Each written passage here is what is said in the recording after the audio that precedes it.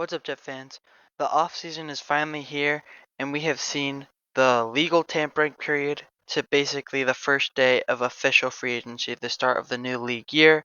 And I'm going to go over some big moves the Jets have done and my thoughts on them, and also kind of talking about my predictions from my prediction video, if you guys remember that. So, first off, I think maybe the biggest news, at least in the Jet fan base, that the Jets are losing Bryce Huff to the Eagles.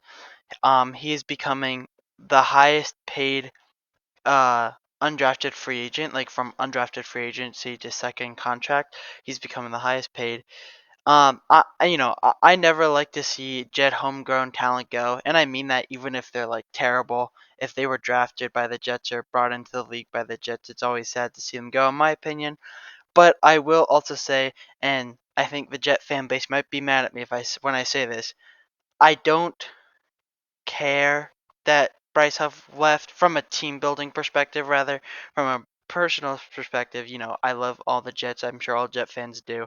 So when you lose a homegrown talent, it's always sad, even if they didn't work out. And Bryce Huff certainly worked out, but they are pretty deep on that position.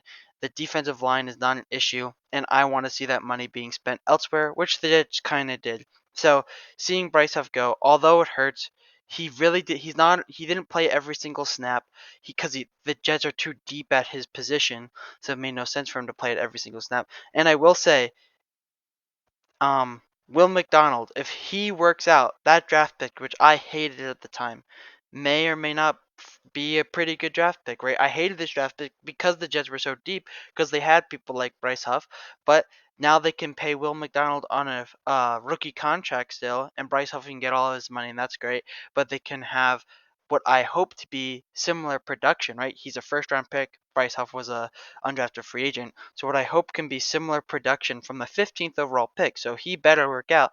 But if he works out, losing Bryce Huff should not mess up the team building at all. Um, and I really do hope that that Will McDonald works out. Um, and if he does, then that draft pick a year ago, which I think I did not like and maybe other Jet fans did not like, may or may not be actually good. So we'll see. So if Will McDonald works out, then I think it will soften the blow of losing Bryce Huff. And they're deep on this position anyway, so I don't think this is the biggest issue in the world. But Jet fans disagree, so maybe let me know what your thoughts are in the comments below. The next move, right? They signed Tyrod Taylor. It's not Tyrod, it's Tyrod Taylor to a 2-year, $18 million deal. Um, Once again, I think Jet fans are happy with this move. I am not as so happy with this move, right? 9 million a year for a backup quarterback. So basically, hopefully, you never see him play, and you're spending $9 million on him for a year each year. I don't like to see that. I would have rather have gotten a cheaper backup because here's my thinking, right? And I know, like, they had to do this because of what the owner was saying and the fan base, right? Which I don't think teams should react to the fan base, but whatever. Um, they basically felt like they had to get a good backup, and he absolutely is a good backup quarterback. He's one of the best backup quarterbacks, and even is like in the level of fringe starter. He 100% is one of the best backup quarterbacks, but I never understand why teams who are trying to win Super Bowls bring in backup quarterbacks, expensive backup quarterbacks, right? Because let's be honest here. If like let's say if Patrick Mahomes gets injured for the majority of the season, they're not winning the Super Bowl, and that's okay. They'll just do it again next year, right? Um, so I just think spending big money on backup quarterbacks doesn't make any sense because you need to go to win a Super Bowl. You have to go all in, and spending big money on backup quarterbacks is not going all in. Um, and it overly only makes sense if you have a rookie quarterback or a young quarterback who needs mentoring and help. Then expensive backups make sense. But I just don't like this move at all. I like Tyrod Taylor, but $9 million a year. I don't know. I don't like that. I'd rather see that be invested into the offensive line, into wide receivers.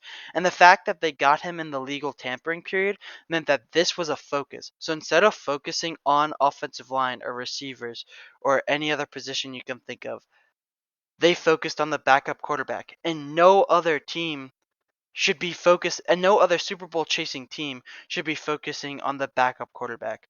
But for some reason, the Jets are. I don't like it at all. But anyways, and that also leaves the question: what do we do with Zach Wilson? And like I said, due to the comments made by the owner, they have to trade him. They were talking trash about him, saying that we didn't have a backup quarterback, which I completely disagree with. After Aaron Rodgers got injured, we didn't have a starting quarterback, and you had to have your backup quarterback be the starting quarterback.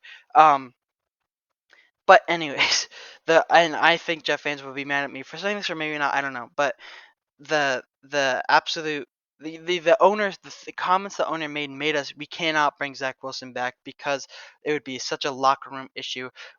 He knows that the owner doesn't want him there, the general manager doesn't want him there, the coach doesn't want him there, so we cannot bring him back. But the only issue is, what do we do with him? Because right, I'm looking at the trades. Mac Jones, who is cheaper than Zach Wilson, and most people probably think better, at least right now, and he's less of a distraction, that's for sure, and he's cheaper, was traded for a 6th round pick. So we're going to trade Zach Wilson for a 7th round pick, a 7th round next year, a 6th round next year. I don't know. Um so but we have to get rid of him now, and we're going to have to eat his contract as well, cuz he's this number 2 overall pick, so he has a much more expensive contract than Mac Jones. So we're gonna get a day 3, a 6th or 7th round pick, maybe even next year, for Zach Wilson because of the comments the owner made, and we're still paying his contract, and we're gonna pay Tyrod Taylor's contract. So we're paying a bunch of money for a backup quarterback and a backup quarterback who isn't on our team, um, and I really think that should have been invested elsewhere. So right, we haven't done it yet, but we're gonna trade Zach Wilson, which I just think is, I don't like that move, but also you have to do it because of what the owner said. Anyways, moving on to something more positive. Here were my offensive line predictions that I made before the offseason started. And I don't know why Mekhi Becton's at backup. He's not on the team. I forgot I just messed up with the contracts. But here are my predictions. And then here are the offseason moves with getting 2 Ravens, signing John Simpson, who was a starter for the Ravens last year. He's not a star or anything, but he was a starter. And then Morgan Moses, who is kind of a big name, as big of an offensive line name you can get. Um, I really like these moves. And technically John Simpson, they are thinking about starting at left guard. I think he should be a right guard, and then Morgan Moses should be the right tackle. So then they can play together. They already have chemistry. They were on the same team last year, and they can play together. So that's how I achieve the offensive line, and then have the 1st round draft pick be the other left tackle. So I was pretty close, 2 original Jets, 2 free agents, and then 1 draft pick. That seems to be what we're doing. Like if you look back, that seems to be what we're doing, except for I just moved the guards around a bit. So I was pretty close with the offseason moves, or with the offensive line rather. Excuse me, the offensive line predictions. And I like it. I like Morgan Moses. He seems to be pretty good. I'm not an offensive line scout by any means, but he seems to be pretty good. And then John Simpson, he played with Morgan Moses, so they should have chemistry. If they play on the same side, it's good. And even if they don't play on the same side, they still have chemistry, so that's always good to see. Right, and then these were my secondary predictions, and basically my predictions were just bring everyone back. And they did bring Chuck Clark back, so that's good to see as an offseason move. But they have not brought back Jordan Whitehead, and that's concerning. Um, there's lots of safeties on the free agent market. This is one of the deepest safety markets for a long time. So I really think that we could bring back Jordan Whitehead for cheap, or we could even upgrade him for cheap.